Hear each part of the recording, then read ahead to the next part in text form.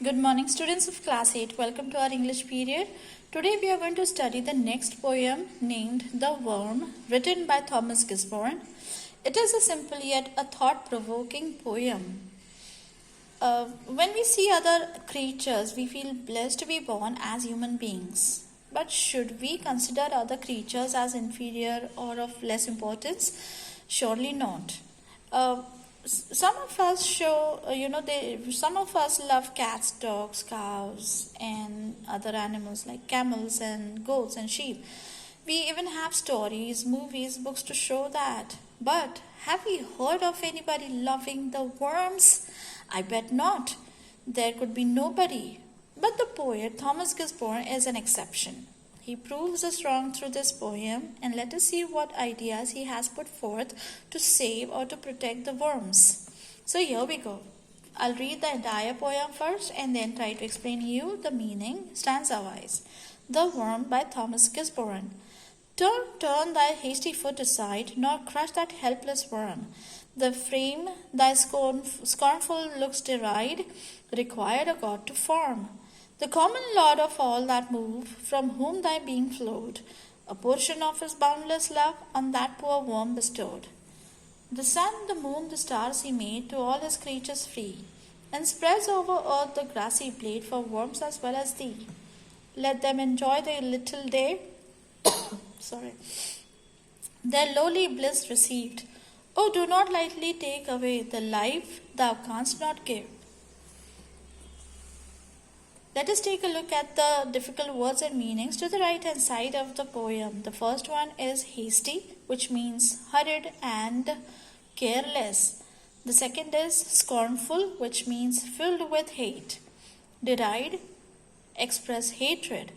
Thy being, your life. Thy means your. So being means life over here. So thy being means your life, your existence. Bestowed means given as a gift. Lowly, humble, simple. Bliss, joy, pleasure. So now let us take a look. Let us read the few lines. Turn thy hasty foot aside, nor crush that helpless worm. So, usually children, when we walk on the road, we look here and there, or we most of the times look front, so that we don't meet with any accidents on the road. But then where are these worms? The worms usually are seen crawling on the ground. So if we do not look down, then what will happen to these worms? They will come under our feet, they will get crushed, and they will ultimately die. So the poet is asking us, is requesting us, to take our foot aside as we are walking. That means he is asking us to be careful while walking, so that these little creatures named or called as worms don't get killed, they don't get stampled, isn't it? They are helpless. So please make sure that you understand, you acknowledge the existence. Whose existence? The worm's existence. And walk carefully on the road, look down on the road. Not just the poet doesn't only ask us to look down so that we take care of the worms, but he asks us to look here and there. As we are looking here and there, he also asks us to look down so that these helpless little creatures are not crushed under our feet. The frame thy scornful looks deride, required a God to form. Now when we think about a worm or we see a worm, how does it look? Do we say how beautiful the worm looks? We surely do not say like this. Then what kind of feelings do we get when we see such creatures? Obviously we get a disgusting kind of feeling, isn't it? So the poet is saying that no matter how these creatures look, no matter, we understand, the poet even understands that we ought to get disgusting feeling, but he is telling us, he is reminding us that though it looks weird, it looks very odd, but still it is created by God. It is the same God who has created you and me, and it's the same God who has created this creature as well. So please do not ignore his existence. Please do not kill this worm. The common Lord of all that move, from whom thy being flowed. So all that move means the living beings have the ability to move here and there. So it means living beings. So it's the common Lord who has made all the living beings.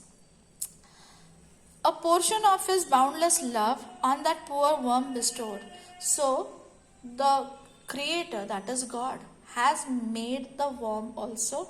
So he will bestow his love on this little species also. So if God loves, if God is a creator and he continues to love all his creations, then we are the ones who will respect all his creations. So let us respect, let us save the worms. The sun, the moon, the stars he made, to all his creatures free. Now the Almighty God has made such a huge world for all the living beings. He has made the sun also, the moon also, the stars also, and all these are free for you and me. Isn't it? We also know that man has reached up to the moon. So we have brought the world so close. I mean, he has reached the heavenly body as moon also, known as the moon. So the poet is saying that, so if the God has made so many things free for all of us, then will he ignore to do something for the worms also? No. So what has he made for the worms? He has spread green grass. Okay, he has spread a mattress of green grass all over the earth for the worms. Let them enjoy their little day. And spreads over earth the grassy blade for worms as well as thee. So that means God has created, or God has spread a green mattress of green grass for the worms to move freely here and there. Let them enjoy the little day their lowly bliss received. So what does this little day mean? Means their short life. How long do the worms live? Very short life, isn't it? So why not allow them to live happily to their fullest? Oh, do not lightly take away the life thou canst not give. So the poet is saying that we are not the creators. Then what right do we have to be the destroyers? We should never be doing like that. So if we cannot give life, we have no right to take life of any other soul. So please be careful while walking on the road. Notice these creatures' presence and try to save them. This is the meaning of the poem. I hope you understood this poem. In case of any doubts, please let me know through Google Classroom or through WhatsApp. Read this poem, listen to the recording, and try to write down the summary. See you in the next session. Till then, goodbye. Thank you.